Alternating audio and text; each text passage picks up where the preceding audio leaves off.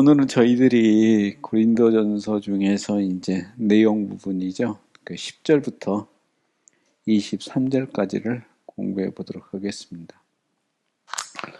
근데 여기 이제 오늘 얘기할 것들을 보게 되면 고린도 교회가 이제 분열이 굉장히 심했던가 봐요. 그래서 바울이 고린도 교회를 얘기하면서 제일 먼저 고린도 교회가 뭐 7가지 문제점 그래가지고 고린도 교회 7대 문제점은 이제 아주 우리 고린도 교회 공부할 때 많이 거론되는 그런 문제입니다. 저도 이제 배경을 얘기하면서 한번 쭉 나열을 했던 문제 중에 하나인데, 그 중에 하나가 이제 바울이 가장 심각하게 봤던 게 이 분열의 문제 같아요.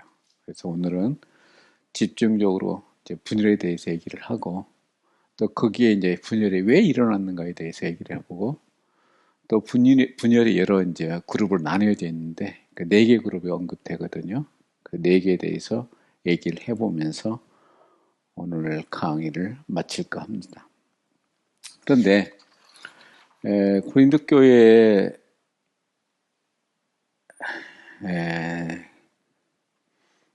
그 우리가 이제 여기에 그 1장 10절부터 4장 21절까지가 하나로 묶이는데, 여기에 일관된 주제가 이제 종말론에 관한 문제예요.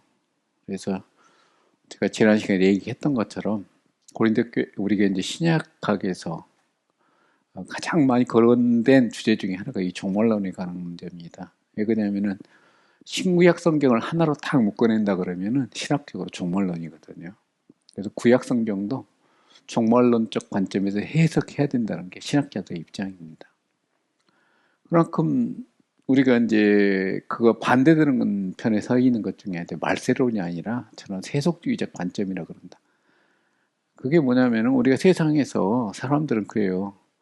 어떻게 하게 되면 돈을 많이 벌 것인가? 어떻게 하면은 내가 높은 지위에 올라갈 것인가? 어떻게 하게 되면 내가 다른 사람보다 우위에 서서 세상을 살아갈 것인가가 일관된 인간의 삶의 목적입니다. 근데 거기에 대해서 반대에 서 있는 것이 바로 이 종말론 쪽 인생관이거든요. 그래서 우리가 구약 성경도 이런 관점에서 해석해 주어야 됩니다. 잘못 해석하게 되게 되면요, 구약 성경 같은 경우는 세상의 삶의 지혜를 얘기한다. 그리고 전도서 같은 거 대표적인 것이죠.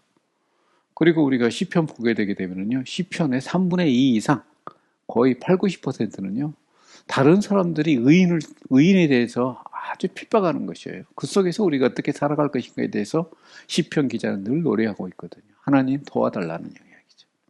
구약 성경 보세요, 여러분들. 구약 성경 보고 있으면 이게 이 유대 지방의 이스라엘의 세계 중심 같아요. 그렇지만 세계사적 입장에서 그걸 딱 조명해 보잖아요. 정말 작은 나라예요. 경상남북도 정도밖에 안 되는 그런 조그만 나라에서 벌어진 일이거든요. 거기에 하나님께서 그 이야기를 가지고 세상을 해석해내야 되는 게 우리 기독교 입장이거든요. 우리 생각해 보세요. 작은 나라의 운명이라는 게, 지금 이스라엘이 지금 뭐 난리를 치고 있지만은 과거의 이스라엘 생각하게 되면요, 2000년 동안 정말 나라 없는 그런 민족으로서 서름을 너무나 많이 당했어요. 여러분들 유대인들의 역사를 보게 되면요, 유럽에서 유대인들의 역사라는 것은 늘 쫓겨다니는 그런 삶을 살 수밖에 없었어요. 그래서 유대인들이 왜 그러면 돈을 많이 벌었냐, 고린 대금을 했거든요. 근데 이 세계 종교가요, 기독교도 마찬가지지만 기독교와 이 이슬람이 중동 지방과 세계를 지배했잖아요, 역사를 보게 되면. 근데 두 종교 모두가 고리 대금을 거부합니다. 그런데 고리 대금 재정적인 이런 것들을 위해서는 돈이 필요하잖아요. 돈이 흐름이 필요하고 돈이 융통했어야 되고, 그런데 그 일을 유대인들이 담당한 것이에요. 그러다 보니까 웃기는 것 중에 하나가, 이런 정치 지도자들은 필요하면 그 사람들 씁니다. 전쟁 같은 거 하게 되면 돈이 많이 필요하잖아요. 그럼 유대인들이 돈을 갖다 써요. 그래놓고는 돈을 많이 쓰게 되면 어때요? 빚이 되잖아요. 그러면 유대인들 핍박이고 추방시켜버립니다. 이게 유대인들이 2000년 동안 당했던 역사예요. 그러다 보니까 유대인이 강하게 일하는 게, 우리도 국가를 가져야 되겠다. 그래서 돈과 그 당시에 여러 1, 2차 세계대전에서 뒷돈을 대준 것들을, 돈을 주면서 약속을 받은 거죠. 그 당시에 프랑스, 영국 이런 데 강국이었잖아요. 그래서 그 사람도 다 다 자기들이 계획을 쓴 거예요. 보증. 내가 돈 이름 대줄 테니까 국가 다 허용해줘. 그래놓고 정치자 또 거기다가 장난치를 쳤던 게 지금 이스라엘입니다. 양쪽이 다 전부 보증서를 써준 거예요. 팔레스틴 사람들한테는 너희도 국가 만들어줄게.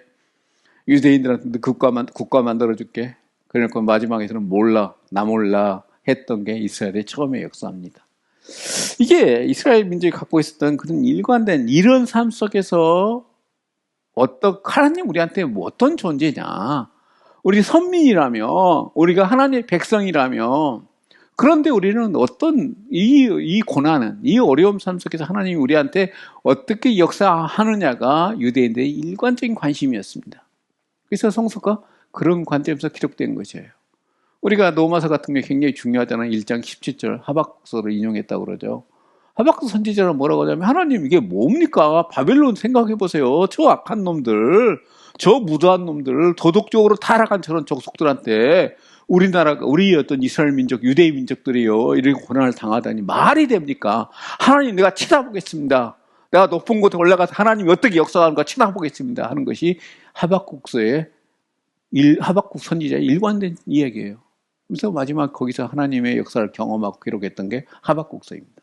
그것뿐이 아니죠. 그래서 우리가 이런 어떤 삶 속에서 세속적인 삶 속에서 그리스도인들이 또 유대인들이 어떤 삶을 살아가야 될 것인가가 일관된 입장은 바로 종말론적 신학에 그 핵심을 이루고 있는 것이죠. 10절부터 17절까지 어떤 세 가지 목적이 있습니다. 도입부 역할을 하고요. 이제 앞에 바울의 인사가 끝났잖아요. 고린도 교인들 인사가 끝나고 나서 어떻게 이제 처음으로 도입부 역할을 하고, 그 다음에 이런 문제의 본질은 무엇인가에 대해서 다루고 있고요. 그리고 그걸 이것이 내가 어떻게 알게 되었는가 하는 문제예요. 그런데 우리가 고린도서신 처음에 얘기했지만 고린도 교회와 바울 관계는 좋은 관계가 아니었습니다. 굉장히 서로 갈등 갖는 그런 관계였어요. 그러다 보니까 고린도 교회에다가 썼던 편지가 최소한 4개, 많게는 9개까지도 봅니다. 근데 우리가 4개 같은 것은 고린도서신 전후서를 보게 되면 나타나요. 그래서 이게 어떻게 고린도 전후서와 후서와 하나로 이렇게 엮어져 있는가는 우리가 상당히 고린도서신을 연구하는데 많은 학자들의 또 읽는 사람들의 좀 주의가 필요합니다. 근데 대부분의 사람들 그 신경 안 하고 있죠. 근데 아무튼 우리가 그걸 세심하게 읽어보게 되면 서로 문장과 문장과 어떤 메시지가 이렇게 유연하게 안 넘어가는 그런 부분이 있어요. 그런 것들 때문에 문제가 생기는 것입니다. 그 다음에 이제 바울이 이제 변증을 제공하고 있죠. 우리가 변증학이라는 게 있죠. 어젯밤에도 저도 좀 책을 좀 봤는데 C.S. 루이스의 책 같은 경우 많이 보시잖아요. 여러분도 보죠. 우리가 C.S. 루이스 같은 아주 우리 20세기의 기독교의 유명한 변증가 중에 하나죠. 그래서 바울은 분당 문제를 신학적 관심으로 그 문제를 이제 관심을 전환시키고 있습니다.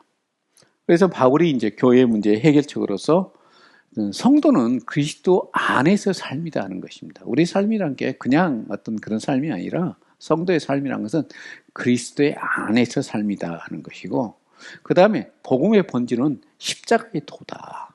십자가의 도다. 그래서 성도의 삶을 차지해야 될 것들은 세속적인 그런 관점이 아니라 세상적인 어떤 내가 다른 사람보다 우월하다는 그런 관점. 세상 그러잖아요. 승리와 패배밖에 없잖아요. 저도 종종 성경을 읽으면서 묵상해 보는데, 그전에는 저도 사실 솔직한 고백 중에 하나가 내가 예수 믿으면 하나님 잘 살게 해줄 줄 알았어요. 세상적으로 친구들 잘 나가는 놈들 있잖아요. 대학 다닐 때 지금 아주 친한 친구가 대학 다닐 때 굉장히 잘 나간 친구였어요. 어제 며칠 전에도 전화 와가지고 영렬아 요새 잠이 안 온다. 왜 안 오냐? 대통령이 다시 감옥에서 나와가지고 무슨 일을 저질지 몰라서 잠이 안 온다. 어떻게 하면 좋냐? 그래서 기도해라. 그랬더니 이 친구가 제가 전도했던 친구예요. 대학 다닐 때 전도해가지고 예수 믿게 됐는데 지금도 고마워합니다. 너 때문에 하나님 알았다. 근데 하나님을 알아도 자기 삶을 지배하지 않으니까 누구나 그래요. 나 자신도 그런 기대감이 있었습니다. 하나님, 내가 하나님 믿으니까 친구들보다 좀 잘나게 해주세요. 저 잘 나갔던 친구보다는 조금 더 기회를 잘 주세요. 하는 그런 주변에 그런 가치관이, 그런 어떤 기대감이 있었습니다. 고린도 교회도 마찬가지의 성도들도 이런 기대감을 가지고 그들의 삶을 살았던 것입니다. 근데 그게 아니다. 십자가의 삶은 그게 아니다 하는 것이 바울의 이야기입니다. 자, 그 다음에 당시에 했던 그 철학과 지배적인 논리를 바울은 그냥 배제한 게 아니었어요. 그래서 사실은 이 수사학이란 것이에요. 유럽사회에서 가장 오랫동안, 지금도 수사학이 굉장히 어떤 학문적으로서 탄탄하기도 하지만 많이 연구됐던 것 중에 하나입니다. 수사학이라는 것은 다른 게 아닙니다. 여러분들, 우리가 저 강의 듣는 사람들을 여러분들 생각해 보면 돼요. 지금은 그런 게 없었지만 옛날에는 초등학교나 중학교 다닐 때 뭐가 있었냐면요. 웅변대회가 있었어요. 그래서 웅변대회에서 1등 하게 되면은 막 규장 선생님이 저희 때 세워놓고 막 칭찬도 해주고, 얘가 3등 했다고. 우리 시골 그 군에서 3등을 했다고 막 칭찬도 해주고 그랬어요. 그래서 그 웅변 연습을 시키나고요. 정말 애들 한 달 동안 그 원고 써가지고 애우고, 달달 애워가지고 하다가 우리 또 학생들 앞에서 시범 보이는데 중간에 막히게 되면 선생님한테 둘겨 맞기도 하고 막 아주 혹독한 훈련을 받았습니다. 머리 좋은 애들 뽑아가지고 그 웅변대회를 내보냈어요. 바로 그게 수사학입니다. 거기서 제스처하는 법. 내 친구가 아주 초등학교 친구가 있었는데 하다가 손이 제스처 위로 올려야 되는데 밑으로 내려가지고 줄게 막았던 그런 기억도 있어요. 그 제스처 하나하나, 말투, 어디서 강조하는 거, 이게 바로 수사학입니다. 바로 이 정치가들한테 가장 필요했던 게 고대 사회에, 오늘날 좀 다르죠. 요즘 오늘날 같이 뭐 삶이 드러난 삶이 아니었잖아요. 그래서 대중들을 끌어올리는 그런 방법, 이게 바로 수사학이거든요. 그래서 뭐 귀족들은요, 이게 필수 과목 중에 하나 있고 모든 학교에서 공부하는 게 바로 이 수사학이었습니다. 나머지 언어 이런 것들이 이제 그게 속한 거죠. 지리학도 공부하고 다음에 후대강 과학도 공부하고 그럽니다. 그렇지만 가장 중요한 거, 지도자들의 필수 과목 중에 하나가 이 수사학이었던 것이에요. 그래서 바울이 여기서 계속 얘기하는 것은 그 수학적 방법론으로 복음을 전해서는, 복음을 이해해서는 안 된다는 것이에요. 어떻게 보면 수사학이란 것은 사람을 설득하고 설득해서 수단을 삼는 것이거든요. 거기에 대해서 기독교의 본질과 이게 맞지 않는다. 바울도 굉장히 수학적 훈련을 많이 받는 사람 중에 하나예요. 우리가 바울이 있었던 다소란 그 지역을 보게 되면요, 그 당시에 유대 헬랍의 여러 교육적인 도시가 있습니다. 대학들이 있는데 굉장히 유명한 대학에 바로 이 다소에 있었어요. 바울이 거기에서 젊은 시절을 보냈습니다. 그러다 보니까 수학적 훈련, 언어적 훈련을 참 잘 받는 사람 중에 하나였습니다. 그러다 보니까 바울이 썼던 이 언어가 그 당시에 공용어였던 헬라어를 잘했던 거죠. 헬라어, 라틴어. 그 다음에 그가 회당에서 공부를 했기 때문에 히브리어까지도 잘하는 사람이었을 것이다. 하나님께서 그런 사람 선택해서 복음 전도자로 삼는 것입니다. 어찌 보면 좀 억울하죠. 제가 미국 갔다 제일 억울했던 것 중에 하나가, 저 새끼들 미국 애들 좀 하지만 세미나 하다 보게 되면 내가 영어만 잘 되면 쟤들보다 훨씬 나은데 하는 생각이 했어요. 사실 저는 상당히 공부를 많이 하고 왔거든요. 신약학에 대해서. 그랬는데 말이야, 저 MDB밖에 졸업하지 않은 애들이 지네들이 뭐 한다고 까불까불거리고 무슨 책 좀 읽었다고 뭐라고 얘기하는데, 사실은 그 신학 공부는 상당히 연조가 필요해요. 죄송합니다. 그래서 좀 싸워야 되는데 그런 기반이 없다 보니 엉뚱한 얘기도 많이 하더라고요. 죄송합니다. 제 이야기를 해서. 아무튼 그래요. 그런 어떤 그리스도의 어떤 진정성을 선포하는데 역효과가 안 된다는 것이 바울의 입장이었습니다. 그러면서 이제 바울이 얘기했던 것은 교회의 분열의 원인에 대해서 몇 가지를 얘기하고 있어요. 지도자에 대한 맹목적인 추종이 있었다는 것이에요. 그리고 거기에 대해서 그 맹목적인 충성이 그 결과로 해서 교회의 분열의 원인이 되었다는 것입니다. 그 다음에 이런 것들이 신앙과 행위로 자기 마음대로 방식했다는 것이에요. 물론 고린도 교회가 세워진 지 얼마 안 됐기 때문에 교회 관행 같은 것도 별로 이렇게 형성되지 않았던 그런 시대였겠죠. 그렇지만은 정말 마음대로, 내 마음대로, 고린도 교회가 얼마나 컸는지 모르지만 별로 크지 않았으라 생각돼요. 그런데 거기에 서로 분열이 일어났던 것은 내 마음대로식의 신앙이 있었던 것입니다. 그다음에 이런 어떤 그런 것 가운데서 엘리트주의가 우리가 이제 조장되었다 생각을 해요. 제가 상당히 싫어하는 것 중에 하나가 목사님들 엘리트주의입니다. 목사님 얘기하다 보게 되면 그런 얘기를 합니다. 내가 과거에 어쨌는데 정말 속여진 그런 얘기하면 안 되죠. 그리고 우리 자녀 이야기. 우리 교단에서 꽤 유명한 목사님인데 맨날 자기 자녀들 서울대 3명 다 갔다는 얘기만 해요. 그래서 그 목사님이 설교하게 되면 자녀 얘기가 꼭 나온다. 중간에 나옵니다. 부흥하게 되면 자기 딸이 서울대 무슨 과를 가고 저쪽 그런 이야기를 쭉 하게 됩니다. 하나님 축복해 주시면 감사하죠. 그렇지만 그게 잘못하게 되면 성도들한테 엘리트주의를 조장하는 그런 경과를 낳게 됩니다. 주의해야 되죠. 그런데 이런 것들이 교회에 잘못하면 잘 나타나게 되어 있습니다. 그런데 거기에 속에서도 어찌 보게 되면 엘리트주의를 조장하면서도 어쩔 때는 또 평등의식을 그다지 자꾸 얘기하려고 그래요. 이게 서로 모순되죠. 그래서 이런 것들이 서로 갈등을 겪는 현상이 고린도 교회에 있다는 거죠. 그래서 사도들은 바울이 얘기하게 되면 고린도 서실에서 얘기하는 것 중에 하나가 바울이 그래요. 나는 고대 이렇게 이제 고린도 지역에도 이제 경기장이 있거든요. 그래서 고린도를 가보신 분들은 그 경기장을 보실 거예요. 그 고린도 지역 보게 되면 경기장 로마 시대에 세웠던 경기장의 특징이 있어요. 거기 가서 여러분들 한 중앙에서 이렇게 서 있는 자리가 있습니다. 거기서 얘기하게 되면 모든 곳에 들린다고 그래요. 그 관중석에. 참 건축수는 대단하죠. 근데 어디 로마 시대에 세웠던 모든 경기의 특징 중에 하나가 거기 그 지점에서 얘기하게 되면 한 중앙이 있어요. 거기 가니까 어떤 편말 같은 게 서 있더라고요. 거기에서 얘기하게 되면 관중석 어디에서나 같은 소리 들린다고 그래요. 그래서 저희들한테 실험해 보라고 그러는데 가이드가 아무튼 그래요. 근데 거기에 유대 고대 어떤 경기장에서 행했던 것 중에 하나가 거기에 우리 검투사라는 게 있잖아요. 어디 경기에 있었던 게 바로 검투사예요. 그런 것처럼 불려나와서 사람들에게 구경거리가 되었다는 거죠. 바로 그게 사도들이 이었고 그 당시 교회의 지도자들의 처지였다고 바울은 얘기를 하고 있습니다. 자, 우리가 이제 본문을 쭉 얘기를 해볼 텐데요. 한번 읽어보겠습니다. 형제들아, 내가 우리 주 예수 그리스도의 이름으로 너희를 권하노니 모두가 같은 말을 하고 너희 가운데 분쟁이 없이 같은 마음과 같은 뜻으로 온전하게 합하라.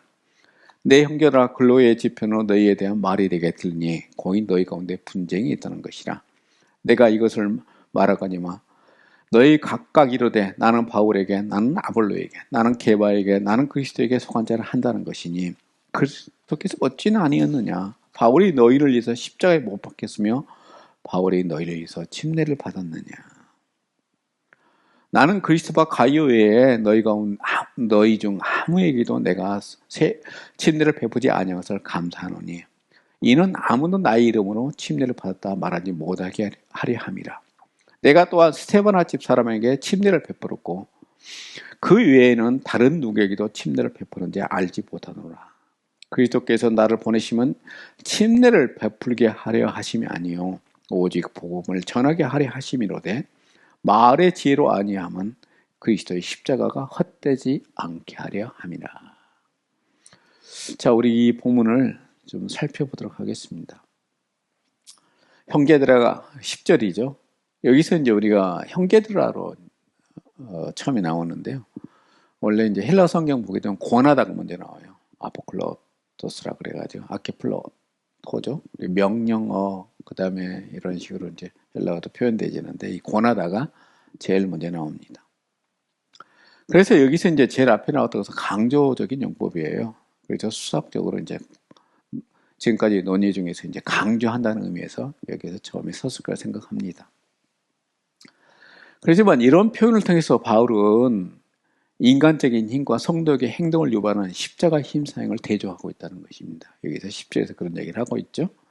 그래서 바울에게 있어 수학과 십자가 중심 사고는 서로 적대적인 관계가 아니라 중심의 그리스도 복음 그리고 당시 유행하는 수학적 방법의 에피를 형성하여 바울 서신에서 서로 보완관계에 있다는 것입니다. 우리가 자칫 잘못하게 되게 되면요. 아니, 수학적인 것에 대해서 제가 이제 지난주에서 계속 수학을 얘기하는데 그걸 바울이 거절했다며. 그런데 바울이 처음 1장 10절 시작하면서 수학적 방법을 사용하고 있거든요. 그건 뭐냐? 외피에서는 이 표현의 방법에서는 그 당시에 유행했던 수학적 방법을 사용했지만 내용에 있어서는 복음이라는 것, 십자가의 도라는 것이에요. 오늘날도 마찬가지예요. 제가 옛날에 어떤 수학 선생님 얘기를 듣다가 황당한 이야기를 들었는데 자기는 교회를 안 다닌대요. 자기 와이프는 교회를 나가는데 난 교회를 안 나간다. 왜 안 나가냐? 내가 교회를 한번 가봤는데 목사들이 말이야. 현대의 모든 문명을 사용하더라. 마이크 시작해서 무슨 뒤에 있는 무슨 성경 본문이 막 나오고 메시지가 나오고 이러는데 교회 환경도 보게 되니까 막 황찰나라고 이러는데 현대 문명 안에 있는 무슨 하나님의 말씀이냐. 저는 그래서 하나님을 교회를 못 믿겠다 그런 얘기 하더라고요.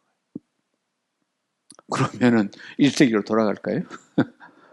그런 생각이 좀 들었는데 아무튼 그런 황당한 얘기를 하더라고요. 그러면서 자기는 절대 교회 안 나간다고 막 저한테 자랑하던데요. 우리가 현대의 어떤 교회가 적절하게 사용하는 것입니다.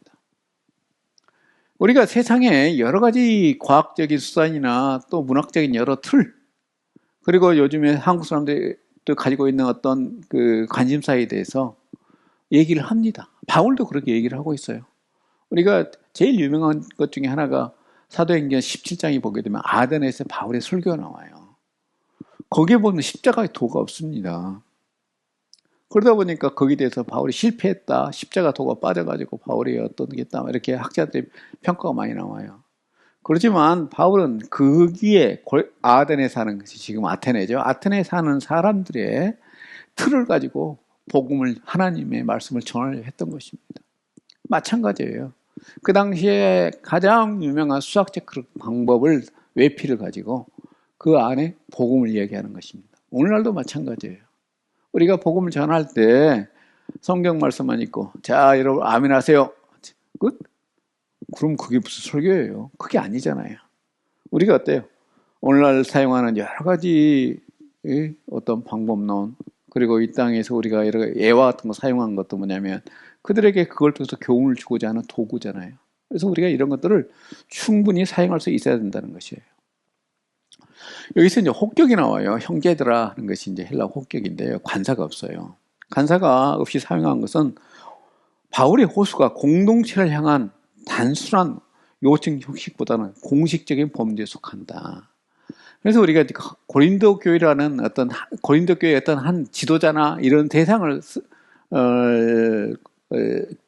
향하여서 이 고린도 서신이 기록된 게 아니라 교회 전체를 향한 것이라 해서 우리가 요새 관사를 사용하지 않았다고 봅니다.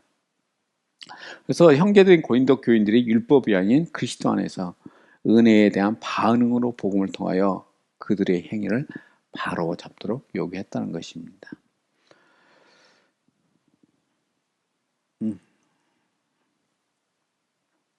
자, 그 다음에 이제 10장 후반절이에요. 여기서는 이제 나뉘었다는 그런 이야기죠. 왜 나뉘었는가 하는 것은 이제 권력 투쟁이 아니라는 거죠. 그래서 주도권 싸움, 이것을 암시한다는 것입니다. 그래서 투쟁적인 요소보다는 누가 주도할 것이냐 하는 그런 것들이 내재되어 있다고 보는 것입니다. 그래서 이제 고린도 교회 사회가 가지고 있는 그런 특징이 있어요. 제가 고린도 첫 시간에 그러니까 이제 고린도 교회 배경을 공부했는데 그래서 이스만 어떤 운동 경기라는 게 있습니다. 그 고린도가 굉장히 유명한 그 경기로 해서 굉장히 유명한 도시가 되었는데 그 경기의 특징 중에 하나가 고린도 지역 사회적인 특징 중에 하나가요.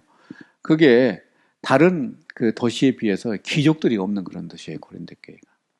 이게 고린도 교회 역사를 보게 되면은 고린도 교회는 원래 이제 그 전에 그리스 지역의 리더 중에 하나였어요. 원래 그리스가 도시국가 중심이었잖아요. 그 리더 중에 하나였는데 이게 이제 로마와 전쟁을 통해서 완전히 멸망해 버립니다. 와, 그 당시에 남자들은 다 장녀들은 다 죽여버리고요. 여자들과 그 어린애들은 다 그것이 포로를 잡아가 버렸어요. 그래서 황폐화되었습니다. 고린도 지역이. 그러다가 다음에 이게 이제 1세기 들어와가지고 43년인가요? 46년 BC?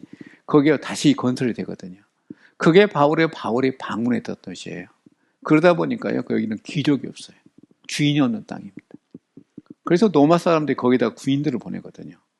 퇴역 군인들을 보내가지고 그 도시에 살게 합니다. 그래서 그 도시의 주역들이 누구냐? 바로 이게 자유인들이에요. 로마의 자유인들이 주역을 합니다. 만약에 이게 로마나 옛날 도시나 아니면 오래된 도시, 아테네나 이런 도시였다게 되면은요, 그 지역에 사는 터줏대감들이 있습니다. 그러다 보니까 어찌 보게 되면 여러분 터줏대감들이 있다는 것은 유용한 점도 있어요. 안정성 문제에 있어서.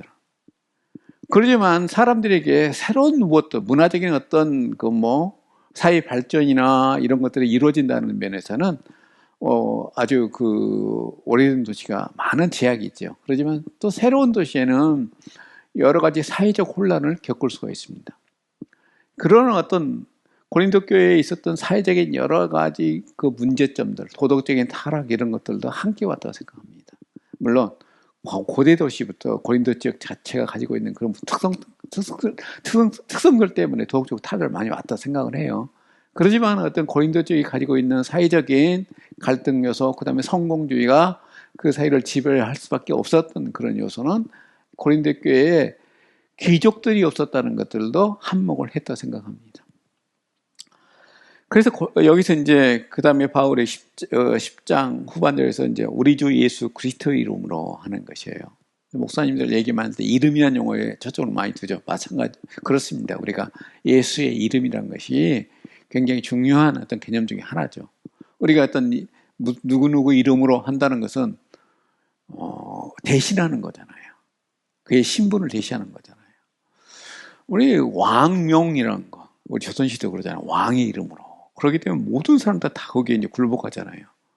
사신이 간다는 것은, 사신이라는 것은 왕의 이름으로 행하는 것이거든요. 기독교인들은 마찬가지입니다.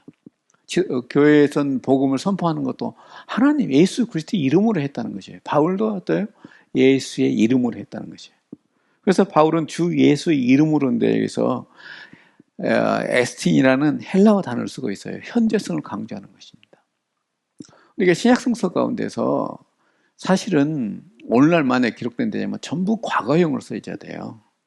이게 전달되어질 때도 마찬가지지만 옛날 사건 가지고 얘기했잖아요. 그러다 보니까 과거형을 써야 되는데 특별히 우리가 강조하기 위해서는 현재형을 씁니다. 그래서 바울 사실은 또 현재형을 썼다는 건 뭐냐면 이 분열이 지금 진행되고 있다는 것을 강조한 것입니다. 그래서 여기에 대해서 바울이 거기 현재형을 통해서 강조적인 의미를 함축하고 있다는 것입니다. 그래서 바울은 티스턴이라고 이제 그 주석가는 여기에 대해서 발화적 행위라고 칭하고 있습니다. 그래서 분열이라는 단어가 이 헬라어 단어가요. 그리스 로마 도시 간 갈등을 표현한 그런 용어예요. 근데 바울은 분열의 특성을 묘사하기 위해서 여기서 정치적인 언어를 사용하지만 그 분열을 치유하기 위해서 기독론적인 신앙을 사용하겠다는 것이죠. 그래서 여기서 우리가 고린도 교회가 가지고 있는 그 분열은 다른 갈라디아서나 빌립보에서 사용하는 그런 어떤 개념과는 좀 다른 것들을 가르침을 포함하고 있습니다. 그래서 고린도 성도들은 서로 적덕이 되면서 우쭐댔다는 것이에요. 같은 교회 안에서 그랬다는 것이죠. 그래서 너희 가운데 분쟁이 한 것은 당파, 파벌을 의미하기보다는 지도권 다툼 이런 식으로 우리가 이해하는 게 더 옳은 이해가 아닌가라고 생각합니다. 근데 많은 어떤 우리가 옛날 주석들을 보게 되게 되면 파벌을 얘기를 많이 해요. 근데 파벌을 해서 좀 거기에 신학적인 차이점 그렇게 얘기하는데 그런 것보다는 주도권 다툼이 아닐까라고 생각을 해봅니다. 그래서 이제 큰 분쟁을 일으키지는 않았다는 것이에요. 분쟁이 이렇게 되면 교회 갈라져 버리잖아요. 여러분들 교회에서 제일 힘든 게 교회 내분이에요. 제가 그런 교회에서 부사역자로 한 1년간 일을 해봤는데 정말 돌아버리겠더라고요. 돌아버리겠다. 제가 그래서 그 교회를 그만두면서 그런 이야기를 했습니다. 하나님이 반드시 이 싸움에 대해서 심판하실 거라고. 그랬더니 거기에 있는 그 집사님들이 무슨 소리냐 그러더라고요. 그래서 이렇게 고통스럽게 만드는데 성도들을 하나님 왜 심판하지 않겠느냐. 제가 거기에서 성경 공부를 주일 아침이면 인도를 했거든요. 1시간 예배 전에 한 50분 정도 인도를 했는데 사랑이라는 단어만 나와도 싸워요. 서로 사랑이 없다는 거예요. 저쪽 그룹은 사랑이 없다. 이쪽 교회는 사랑이 없다.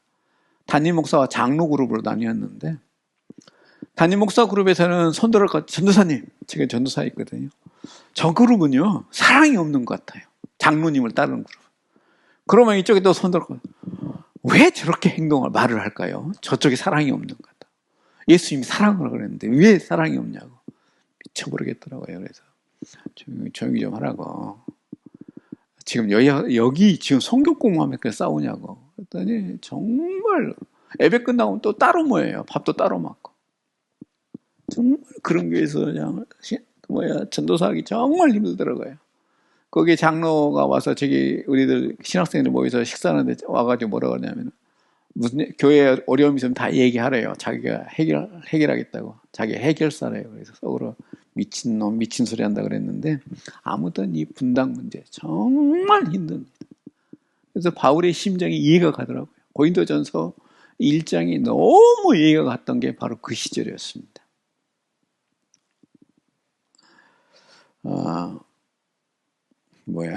이쪽으로 이렇게 한다구나.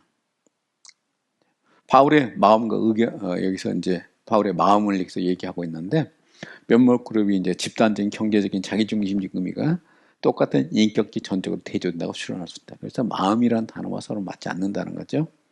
그래서 바울이 얘기했던 것은 공동체의 하나됨과 조화를 다른 사람이 자기 자신과 다르다는 것을 인정해 주는 것이에요.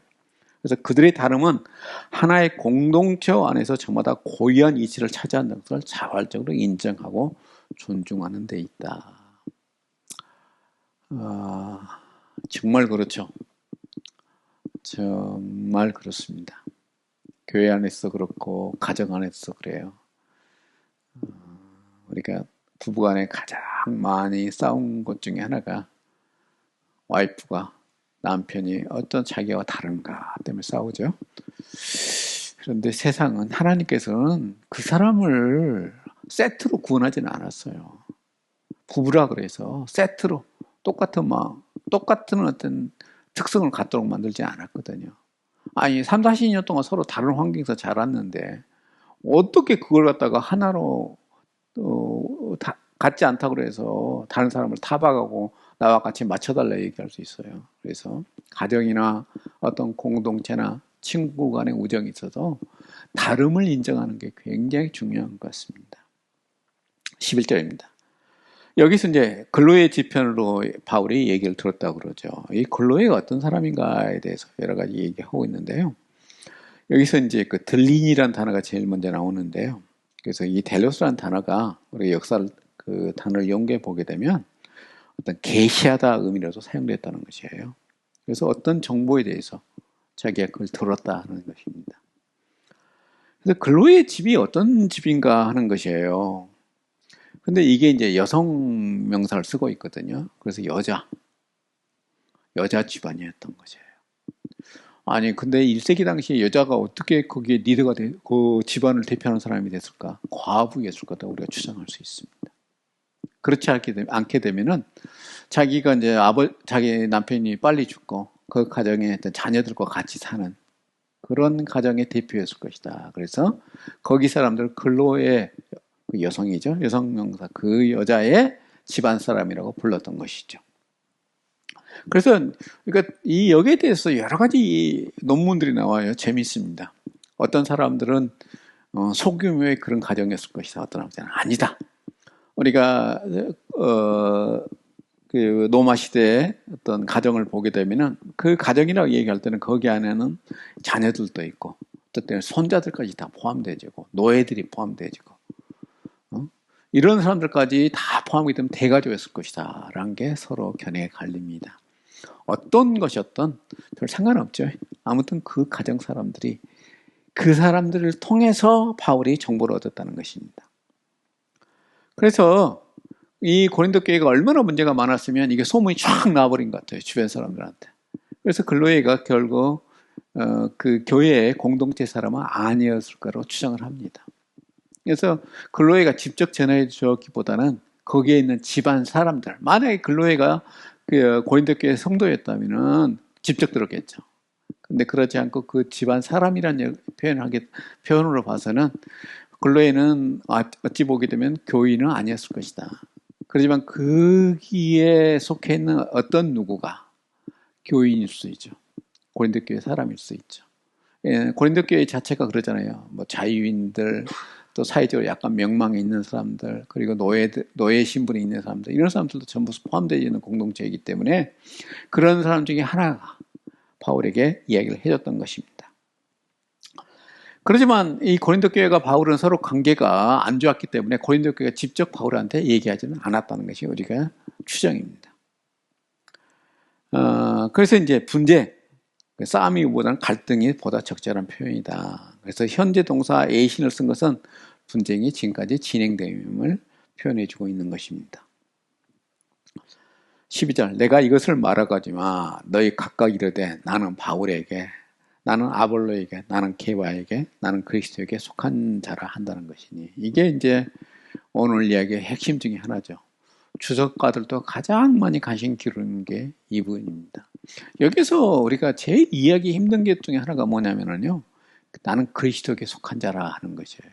아니, 다 그리스도에게 안 속했어요? 바울도 마찬가지고, 여기에 지금 고린도 교회에 속한 그 교회에서 분쟁을 일으키는 모든 당사자가 우리 그리스도에게 속한 사람이잖아요.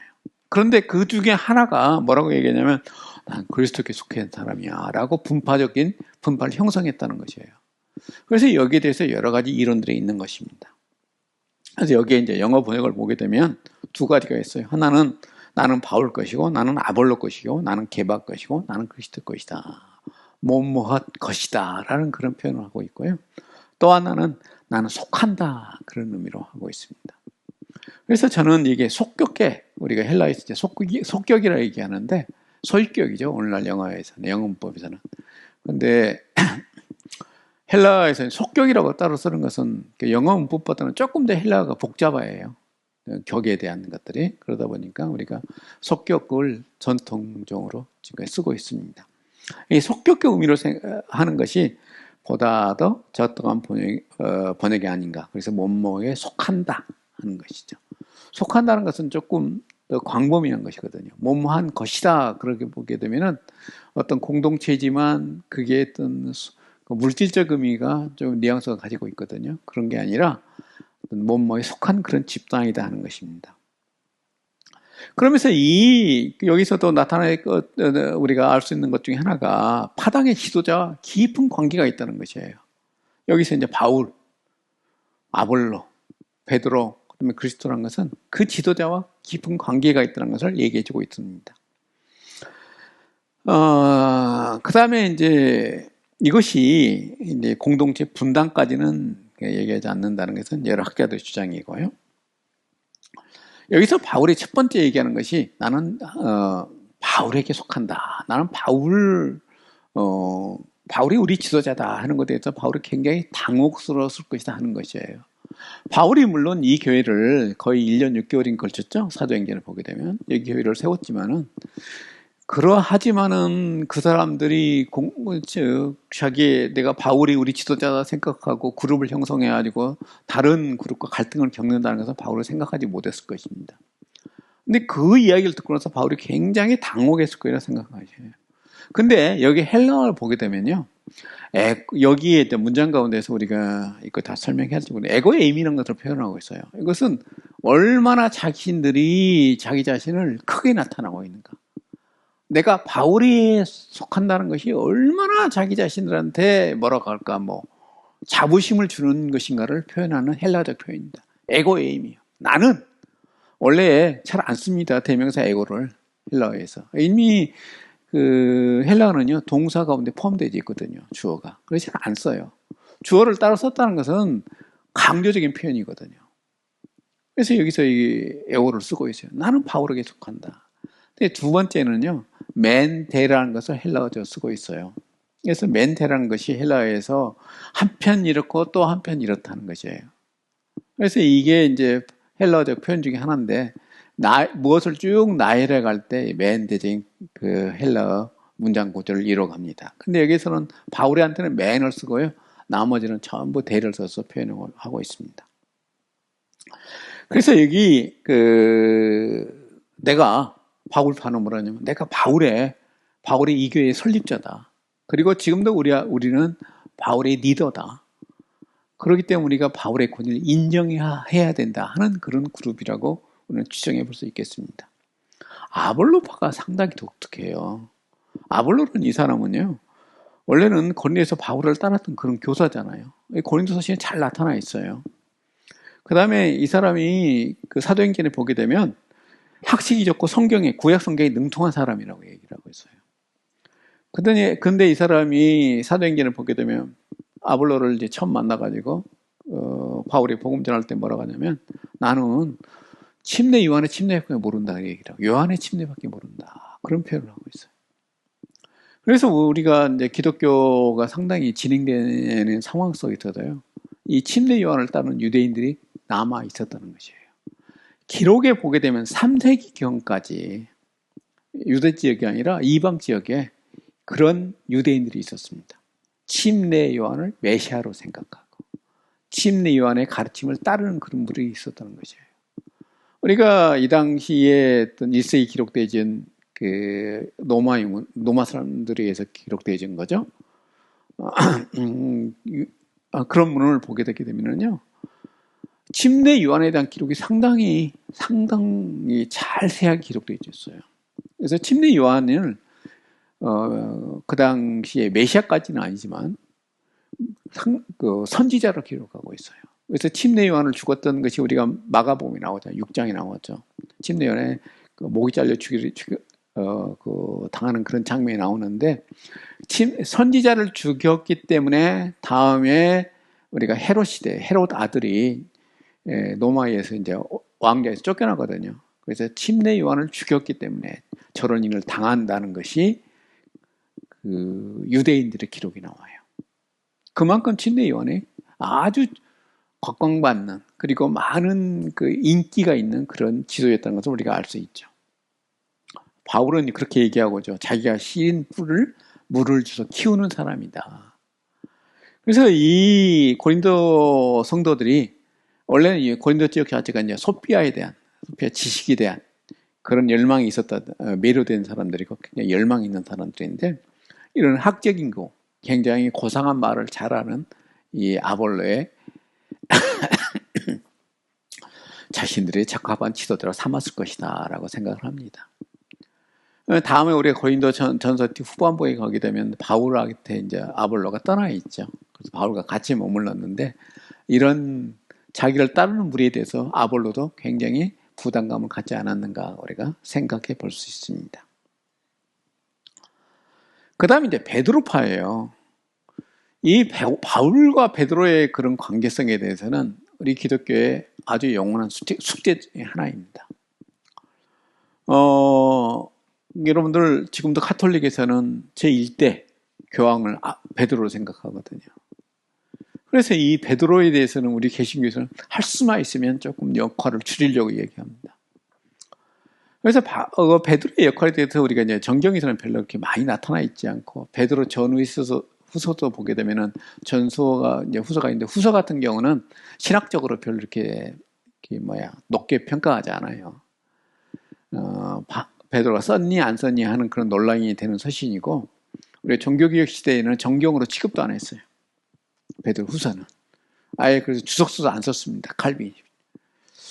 그만큼 베드로 후서가 종교개혁 시대 마틴 루터와 그다음에 존 칼빈 이런 사람들에 의해서 이제 홀대받는 그 책 중에 하나는 베드로에 대한 어떤 감정도 있지 않았을까 하는 생각이 들 정도입니다. 그래서 개신교에서는 할 수만 있으면 베드로 카톨릭에서 수장으로 생각하는, 처음에 교황으로 생각하는 베드로에 대해서 억한 심정이 좀 있는 것 같아요. 제 생각입니다. 아무튼 이 베드로의 행적에 대해서는요, 정경보다는 베드로의 행적이라는 게 있습니다. 베드로가 이제 로마에 가서 복음을 전했다고 그래요. 그리고 그 베드로가 이제 우리 여러분들 거꾸로 된 십자가잖아요. 십자가 베드로는 마지막 죽을 때 베드로는 정상적인 십자가를 지지 않겠다. 왜? 그건 주님이 졌기 때문에. 나는 거꾸로 된 십자가를 지겠다. 그래서 그렇게 죽었다고 그래요. 아무튼 베드로의 전설입니다. 그리고 이제 마가와 그런 관계성. 우리가 거기까지 인정을 해요.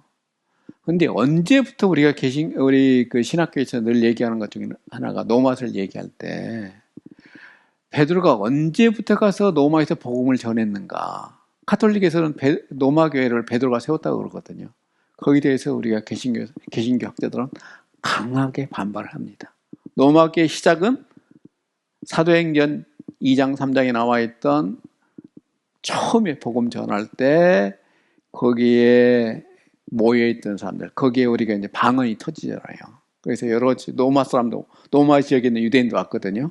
그들이 돌아가서 세웠을 것이다. 그러니까 알지 못한다. 누가 처음 시작했는가. 이런 것이 개신교의 정설. 저쪽에서는 베드로 행전에 나와 있는 것처럼 베드로가 세웠다는 것입니다. 그 다음에 우리가 이제 그 베드로가 그 침례 줘가지고 또 베드로의 신학, 베드로를 따르는 무리들의 이런 것이 사도행전에서 바울과 서로 부딪히는 그런 면이 있고 갈라디아서에서도 나타나죠. 이런 문제들 때문에 우리가 그 바울과 베드로의 그런 관계는 신학적으로는 서로 갈등 관계에 있었을 것이다. 근데 고린도전서를 기록할 때 고린도 교회가 좀 성장한 그런 이유잖아요. 그러다 보니까 반드시 예루살렘에서 예수 믿고 이 지역으로 이주해온 유대인들이 교회에 들어와 있을 것이다.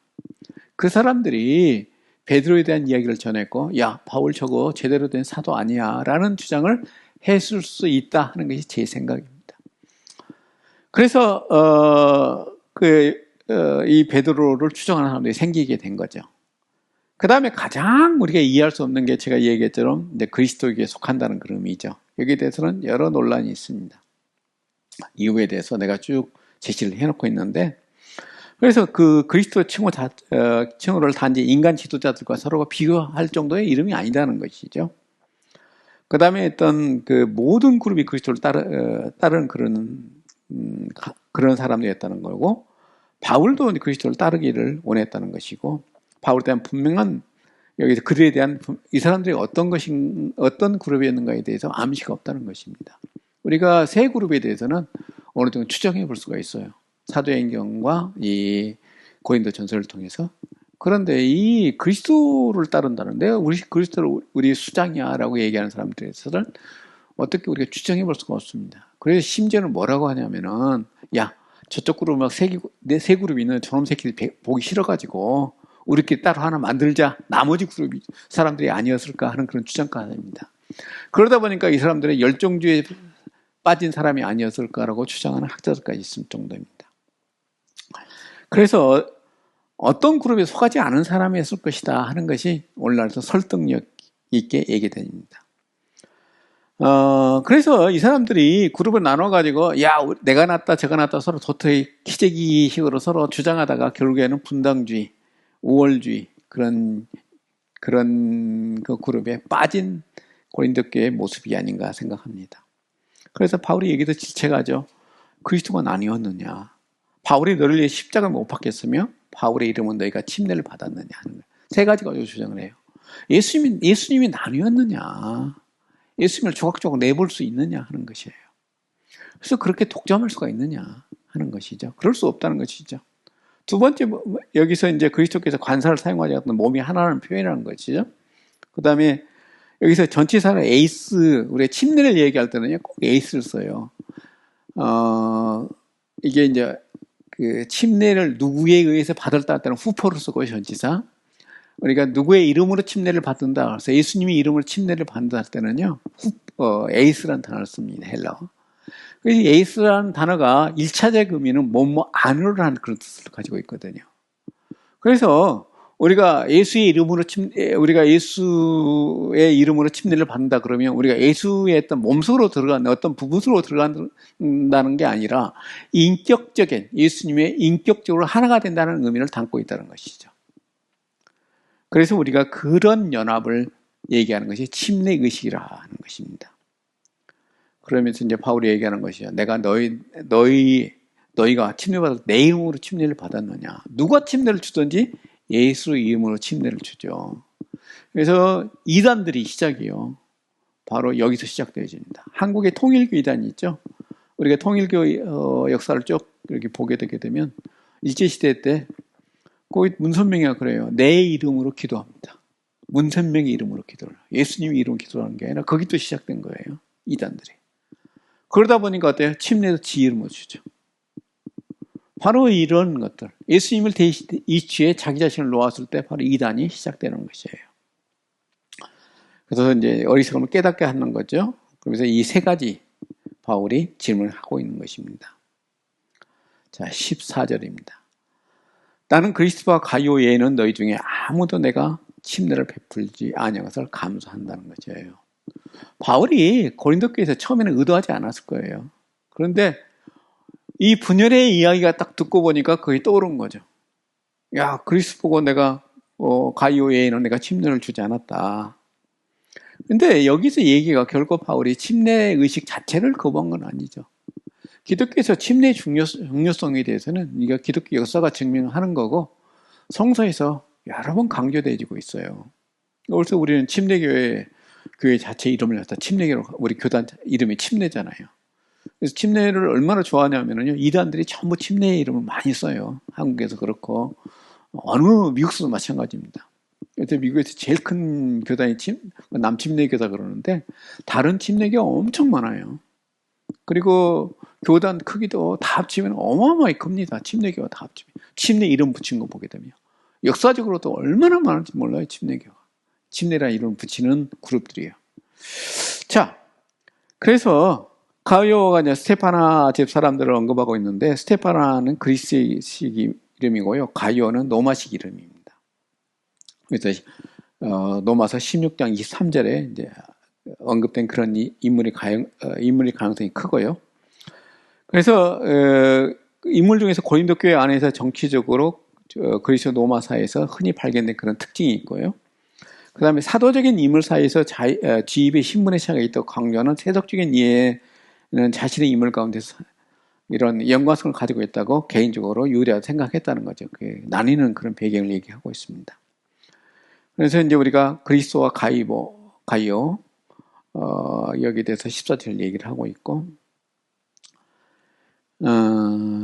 그러면서 이제 이 침례 의식에 대해서 우리가 생각을 해봐야 됩니다. 성경에 나오는 침례가 세 종류가 있어요. 첫 번째 의식이 바로 유대인들이 가지고 있는 침례입니다. 그런데 유대인의 침례는 두 가지로 나눠볼 수가 있어요. 유대인들이 특별히 에센파 같은 경우는 정결 의식으로서 썼어요. 그러다가 1년에 한 번씩 연초에 신년에 침례 의식을 했다고 그럽니다. 자기 스스로가. 그런데 침례자가 있었는가 없었는가에 대해서는 우리가 좀 의견이 갈려요. 스스로 침례를 했다는 그런 주장도 있고요. 어떨 때는 리더가 침례를 줬다 하는 이야기도 있습니다. 그 다음에 유대인들이 중요했던 침례식 중에 하나가 뭐냐면 이방인 중에서 유대교로 개종한 사람들이 있어요. 그 사람들한테 이 침례 의식을 베풀었습니다. 딱 한 번 베푸는 거죠. 그래서 이방 종교에서 자기 유대교로 들어올 때 이 침례 의식을 행했던 것이에요. 근데 이 의식 속에는 제3의 의미가 포함되지 않습니다. 바로 침례 요한에 와서야 제3의 의미가 포함되진 거예요. 그 다음에 예수님의 어떤 침례를 통해서는 우리가 기독교의 침례죠. 여기서는 구원의 의미까지 포함되집니다. 그래서 이제 유대교가 가지고 있는 구원적인 그런 의미가 이 침례 의식 속에 스며든 거죠. 그래서 우리가 기독교 예수님의 침례는 이런 모든 것들을 제의식, 그 다음에 어떤 정결의식 이런 것까지 전부 그 안에 포함되진 포괄적인 의미로서의 침례 의미를 가지고 있는 것입니다. 그래서 나는 아무도 나의 이름으로 침례를 받았다 말하지 못하게 하려 합니다 하는 것이에요. 그래서 바울의 어떤 그 침례 의식이 가지고 있는 바울 추종하겠다는 그런 사람들에 대해서 바울이 꾸짖는 그런 의미를 하고 있죠. 그래서 내가 몇몇 빼놓고는 침례를 주지 않았다 그런 얘기를 했는데 16절에 가니까 바울이 못하는 사건이 터집니다. 내가 또한 스테바나 집사람에게 침례를 베풀었고, 앞에서 침례 두 사람을 언급했잖아요. 근데 갑자기 스테바나라는 이름이 튀어나와요. 생각났던 것이에요. 그래서 그 외에 다른 누구에게도 침례를 베풀지 알지 못하노라. 바로 얘기하고 있어요. 이게 이 구절이 어떻게 해석되지 않냐면요. 이 스테파나 이름이 나온 건 뭐냐면 고대 바울이 편지를 쓰는 방법이 있습니다. 고대 편지를 쓰는 방법이 두 가지가 알려져 있어요. 하나는 뭐냐면은 우리가 대개 이제 고대 사이에 특별히 1세기 당시에 그리스 로마에서 편지를 쓸 때는요. 근데 주인이 하인을 시켜서 편지를 씁니다. 보통 똑똑한 하인을 시켜서 편지를 쓸 때 뭐라냐면 얘기를 딱 해줘요. 이런 가지고 편지를 누구한테 보내라. 그러면은 그걸 갖다가 요약해서 대충 이야기를 갖다가 담아서 자기 하인이 가지고 있는 그 이해로 가지고 쓴 거예요. 두 번째 방법은 불러주는 방법이에요. 하나하나 모든 글자를 거기서 자기 옆에서 받아 쓰는 거죠. 그래서 아마도 바울은 이 고린도전서를 쓸 때 그런 형식을 받아 쓰는 방법을 썼을 것이다 하는 거죠. 근데 이걸 딱 쓰다가 그 편지 쓰는 사람이 알려준 거예요. 아니, 바울 선생님, 스테바나 집에서 침례 줬잖아요. 라고 알려준 거예요. 그래서 15절까지 나는 절대 다른 침례 안 줬다 그러다가 여기서 바꿨을 것이다. 라고 그렇게 추정하는 것이죠. 그래서 이 15절과 16절의 이 사이에는 그런 갭은 왜 생겼느냐. 바로는 어떤 이야기를 16절에서 하게 됐냐. 바로 이것은 고대 사이에 편지 쓰는 방법이 여기에 들어봤다 생각합니다. 그리고 우리가 이제 헬라어 가지고 자꾸 강의한다는 사람들이 있어요. 제가 어떤 책을 보다 보니까 여기에서 우와 우크가 다르다라고 얘기를 하고 있어요. 네, 같은 말입니다. 제가 하도 기가 막혀가지고 여기다 다시 얘기를 해봤어요. 원래 우예요. 근데 뒤에 모음이 우와 다음에 모음이 오게 되면 우크로 바꾸거든요. 여러분들 모음과 모음이 충돌하지 위해서 헬라어의 어떤 글 쓰는 방법 중에 하나예요. 근데 이거 갖다 우와 우크가 서로 강조법이다라고 어떤 사람이 얘기를 하더라고요. 어떤 목사님이. 그래서 야, 저러면 무식도 죄다라는 생각이 들었습니다. 자, 우리가 헬라어 너무 많습니다. 교수들이요. 지금 신약학 교수들이 전부 여러분 인터넷으로 강의를 해요. 총신대, 장신대만 안 하는 것 같더라고요. 고신대, 신약학 교수들 다 전부 나와서 합니다. 저 열심히 들어봤거든요. 헬라어 막 쓰면서 굉장히 잘하셔요. 하지만 지나치게 헬라어에 우리 집착하게 되면 엉뚱한 해석을 이끌어낼 수가 있습니다. 그래서 우리가 이제 헬라어 여기서 노이포라는 것이 나오는데 제가 한글로 자꾸 이렇게 번역을 해놓은 이유가 뭐냐면은 제가 여기 헬라가 자꾸 깨지더라고요. 그래서 한글로 전부 그냥 음을 제가 달았습니다. 그래서 여기서는 우리가 결과적으로라고 해석을 해야 된다는 것이죠. 자, 마지막 절입니다. 전력이 부족하다 그러니까 빨리 끝내야 되겠네요. 그리스도께서 나를 보내심은 침례를 베풀려 하게 함이 아니요 오직 복음을 전하게 하려 하십니다. 말을 지혜로 하냐 아니함은 그리스도의 십자가를 헛되지 않게 하려 합니다. 그래서 복음 선포와 침례를 분리하는 것은 잘못된 것이라는 것이죠.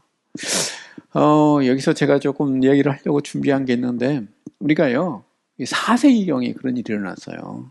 콘스탄티누스 대제 있죠. 우리 기독교가 지하에서 지상으로 올라온 것이 그 로마 황제 때문이고, 카톨릭에서는요, 황제한테 세인트라 붙인 일이 없어요. 딱 하나 붙여진 게 이 콘스탄티누스 대제입니다. 그래서 카톨릭에서 성인으로 취급해요. 그렇게 기독교 역사에 아주 중요한 역할을 했던 사람인데, 이 양반이 침례받는 것을 두려워했다고 그래요. 평소에. 그러냐면은, 이 사람이 성경에 대해서 굉장히 많은 지식을 가지고 있고, 기독교 역사에 여러 물주기를 많이 바꿔놓은 사람 중에 하나인데, 침례를 받게 되게 되면은 우리가 히브리서에 보게 되면 진리를 알고도 다시 한번 죄를 짓게 되면 어떻게 돼요? 다시는 그 재산을 못 받는다는 그런 구절이 있거든요. 히브리서에 6장이 나오죠. 그러다 보니까는 내가 침례 받고 나서 죄를 짓게 되면 왕으로서 죄를 안 짓겠어요? 황제인데 그 당시에도 로마의 황제인데 그러다 보니까 주변 사람들이 그랬어요. 내가 죽기 전에 침례 받아야 되겠다. 그리고 어때요?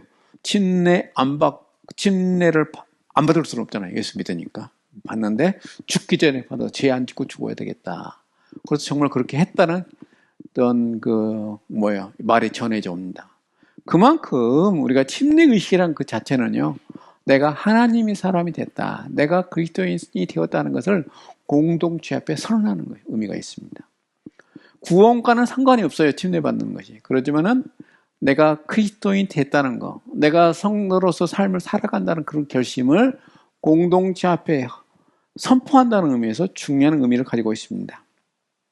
그래서 우리가 침례를 받는다는 것이 그런 어떤 마술적인 힘이 있는 건 아니에요. 고대사에서 우리 기독교 초창기에는 그렇게 그런 의미를 가지고 침례를 행한 적도 있어요. 그러다 보니까 오늘날도 굉장히 침례를 많이 얘기하잖아요. 서울에 굉장히 유명한 교회에서, 장로교에서도 침례를 행한다고 그래요. 선택하라고 그런다고 그래요. 세례 받을 것이냐, 침례 받을 것이냐. 물론 침례의 의미를 제대로 알고 했으면 좋은데, 정말로 우리가 주의해야 될 것 중에 하나가 침례가 어떤 마술적인 행위는 아니라는 것입니다. 그 다음에 여기서 교묘한 말솜씨가 있는데, 바울이 여기서 다시 한번 얘기하는 건 뭐냐면은 복음 전하는 자들한테 경고한다는 의미가 담고 있다는 거죠. 우리가 복음 전할 때 화려한 말솜씨 의지해서는 안 된다는 것입니다. 바울 자신도 경계했다고 그러잖아요. 두렵고 떨렸다고 얘기하고 있잖아요. 그래서 가장 중요한 건 뭐냐? 목회자가 복음 전할 때 제일 중요한 것은 뭐냐? 말이 아니라 내용이라는 것이에요. 바울이 얘기하는 것이, 강조하는 그것은 것입니다. 아마도 바울은 아볼로보다도 말을 더 못했던 것 같아요. 아볼로가 훨씬 말을 잘했던 것 같습니다. 뛰어난 운명설을 가지고 있었던 것 같습니다. 그래서 바울이 끊임없이 자기 자신도 그렇고 고린도 교회에게 강조하는 것 중에 하나가 말의 기술에 의존하지 말아라. 복음 전할 때 우리는 어떠해요? 십자가의 도가 가지고 있는 신학적 의미가 가장 중요한 것이다. 이것이 바울의 오늘 이야기의 마지막 17절의 강조점입니다. 감사합니다.